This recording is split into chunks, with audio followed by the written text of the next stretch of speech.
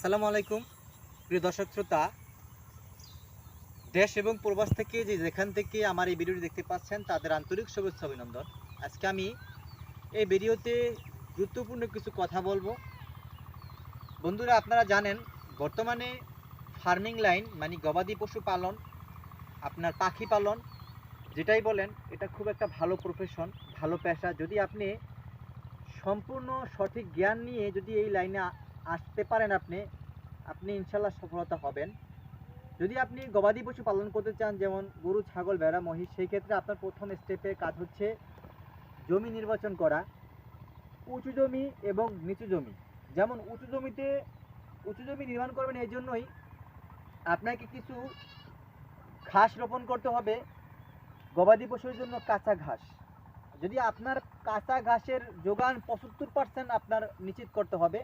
যদি আপনি সফল হতে চান, একজন সফল খামারি হতে চান, সেই ক্ষেত্রে আপনার মানসম্মত ঘাস কি কি আছে সেটা আপনাকে আগে জানতে হবে। যেমন এই দেখেন বন্ধুরা, এই ঘাসটা হচ্ছে ইন্দোনেশিয়ান স্মার্ট নেপিয়ার ঘাস। উচ্চতা এটা সর্বোচ্চ 6 ফিট পর্যন্ত হয়ে থাকে।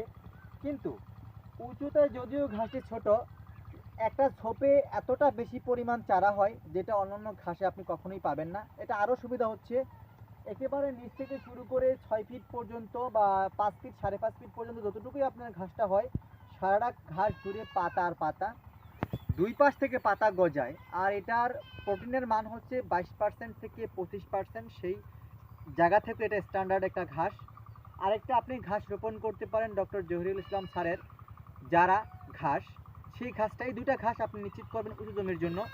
তারপরে স্টেপ, আপনি বর্ষাকালের ঘাসের যোগান দিতে চাইলে একটু নিচু জমি থাকলে সেখানে আপনি জার্মান হোয়াইট হাইব্রিডটা আপনি চাষ করবেন। এনাফ, যথেষ্ট। যদি মনে করেন আমি আরও গভীর পানিতে চাষ করব, সেটা হচ্ছে অজানা ঘাস। এই দুইটা ঘাস আপনি রোপণ করতে পারেন বন্ধুরা। এখন দেখেন, আমি স্মার্ট নেপিয়ারের দেখেন এখান থেকে, এই যে আমি একটা দৃশ্য দেখাচ্ছি, এখান থেকে কিন্তু আমি প্রথম স্টেপে দেখেন আমার ঘাসটা কত মোটা হয়েছিল বন্ধুরা। এই যে দেখেন কত মোটা ছিল, সেখান থেকে কেটে বিক্রি করেছি। তারপরে দেখেন আবার সুন্দর করে অঙ্কুর গজাচ্ছে। দেখেন একটা ঘাস মাত্র কেটেছি, এটা থেকে কিন্তু একটা চারা আবার একাধিক বের হচ্ছে। তার মানে বুঝতেই পারছেন এটার কাজ হচ্ছে অঙ্কুরোদ্গম হওয়া। গমের মাধ্যমে এটা ব্যাপক বিস্তার এটা হয়ে থাকে বন্ধুরা। পর্যায়ক্রমে একটা ঝাড়ে 250 পর্যন্ত চারা হয়। পর্যায়ক্রমে আমি বলেছি, প্রথম ধাপে পাবেন না, সেকেন্ড, থার্ড, এরকম স্টেপে স্টেপে বাড়ে, প্রতিবার ফলন বাড়বে। এই দেখেন আমি এটা কেটেছি, এক পর্যায়ে কাটতে কাটতে যাচ্ছি, আবার হচ্ছে।